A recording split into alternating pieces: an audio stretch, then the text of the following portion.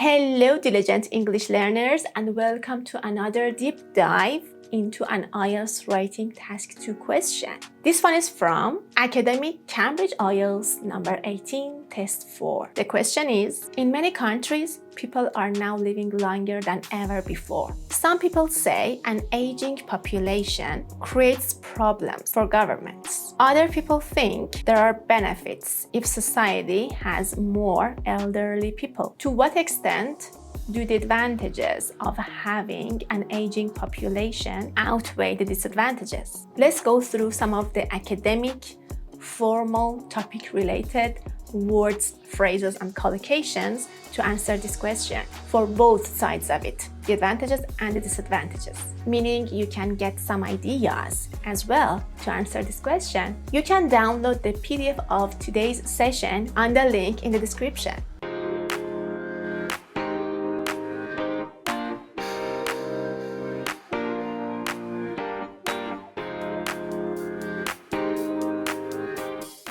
The first step, as always, is finding the keywords because you need to paraphrase them within your essay. Let's find them.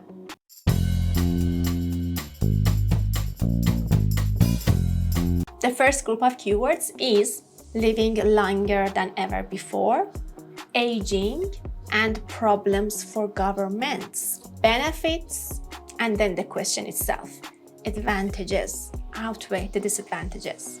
The phrase problems for governments is probably the most important part in this question. Let's go through the paraphrases. We had to live long, in fact, longer than ever before.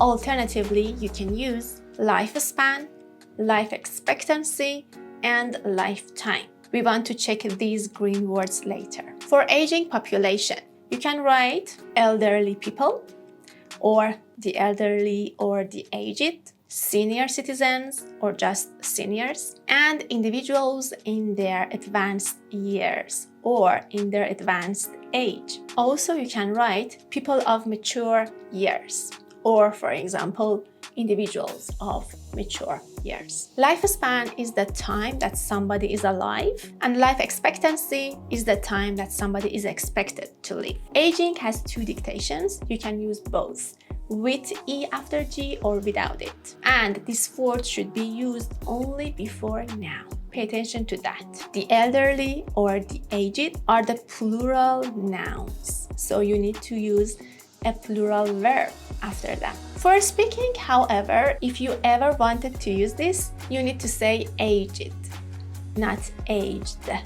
No, this is different. Aged.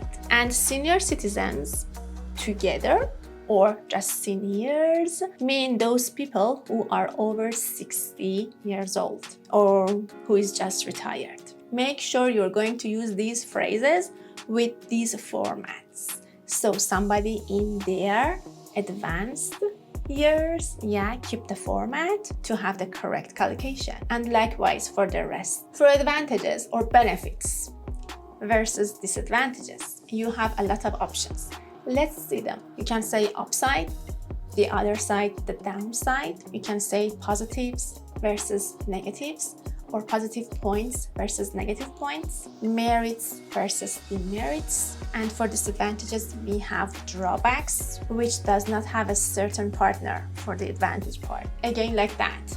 For advantages, you can also say virtues or profit. And then we have minuses versus pluses, or minus points versus plus points. And instead of advantages and disadvantages, you can say pros and cons. Do not use them separately. And these two words should come together, pros and cons. Upside is a singular noun, so do not make it plural. And for downside, you need to put the before it always. And profit is uncountable as well as formal, so it's nice for your writing. And then we are done with this part.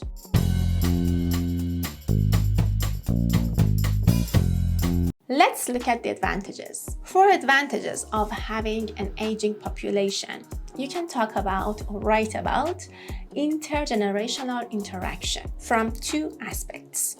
Number 1, social and cultural implications. The explanation, you can say in that society, there's no generation gap, so we can have social development because we can have superior mutual understanding among people and further family dynamics. Additionally, we can have the transmission or the transfer of cultural heritage, values, old customs, or cultural traditions. Intergenerational means relating to different generations, different age groups. Interaction means talking, working, or being with other people. For interaction, if you want to add the people after that, you can add with or between some people. The verb also is interact, to interact with somebody, if you want to use the verb in your writing. Superior just means better. Mutual is used when something is given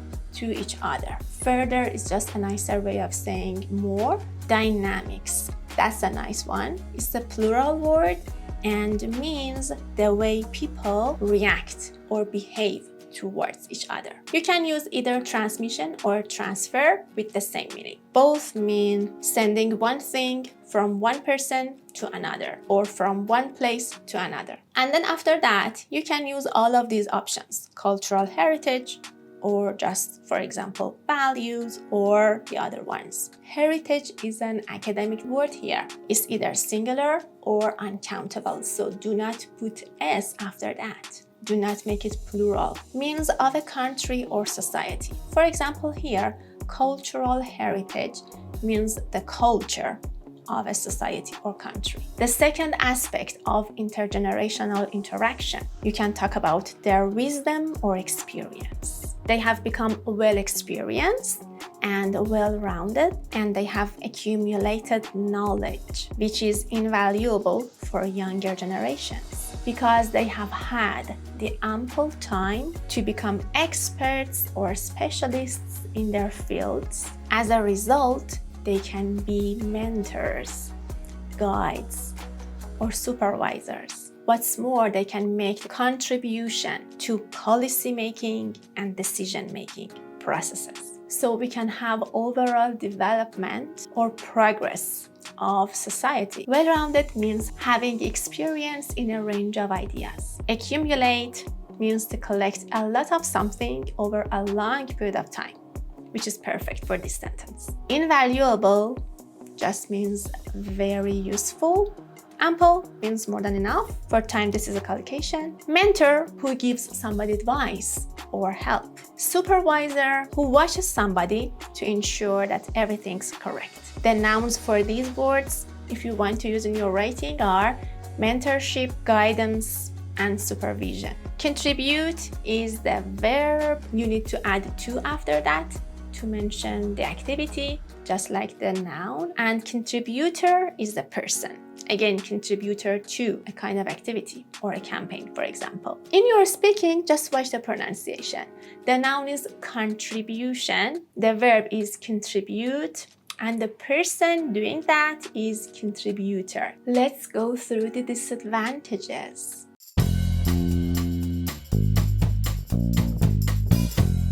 From the government perspective, remember, problems for governments.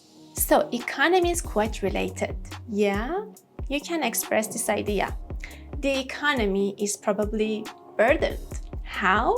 Number 1, governments should provide them with pensions, retirement benefits, welfare programs, healthcare infrastructure, building facilities, and social services. For example, they need to build wheelchair ramps, geriatric hospitals, so they're gonna need more budgets. The best way of that is having increased taxes for the working population. Burden should be used as passive in this meaning, which is to have a lot of problems because of something specific. Pension is the money paid by the government to somebody who stopped working. Instead of pensions, you can also say pension funds, the money for the pension. And the person who is receiving that would be a pensioner. Welfare, that was excellent to be used here, means help for people with personal or social problems. Somehow similar to pension, but not exactly the same. Other collocations for welfare beside program, you can say welfare benefits, welfare services, welfare systems. Infrastructure is the basic systems or structures. And healthcare with infrastructure is a collocation. Other collocations for healthcare are healthcare services or healthcare provisions. Wheelchair ramp. Ramp is a sloped surface for wheelchairs. And geriatric. That was a nice, less common topic-related word. Exactly what you need in your writing. The meaning is relating to the medical care for old people. So you can say geriatric hospitals or geriatric medicine, for example. We spoke about one of the negative effects on economy. Let's go through the second one. These people, the elderly ones, are no longer the efficient workforce. Explanation: they have the retirement age, so they are not working anymore, which can have a detrimental effect on the labor market. And countries would suffer labor shortages in some industries or sectors, which would be adversely affecting productivity and the economic growth or the economic viability. Consequently, the government is forced to compensate for it or counteract this, for instance, by promoting immigration, which is costly again. Retirement age. The verbs to use this collocation. You can say somebody reaches their retirement age or approaches their retirement age. Approach means going towards it. That's the noun. Retirement is the noun. Retire is the verb. You retire from your job, and the person who has retired is a retiree, or the adjective is retired, a retired person. Detrimental with effect is a collocation, means harmful. Labor has two dictations. You can use it with O or with OU, and this is uncountable. Adversely means negatively, again collocation with effect. You can use even the adjective with the noun of effect. You can say an adverse effect, again collocation. Viability, that was nice for describing economy, means being able to work successfully. Another collocation here can be a country or a government is economically viable. Compensate for means to balance the effect of something bad, and counteract something means to stop the bad effect of something by doing the opposite. Compensation is the noun for compensate, and counteraction is the noun for counteract. That was it. I hope it has been useful and helpful. Download the PDF in the description and start writing your essay using these new words. I'll be thrilled to see your improvements in your writings. And I'm gonna read every single comment, so put your feedback for me in the comments. See you next week with another Cambridge IELTS question, and bye!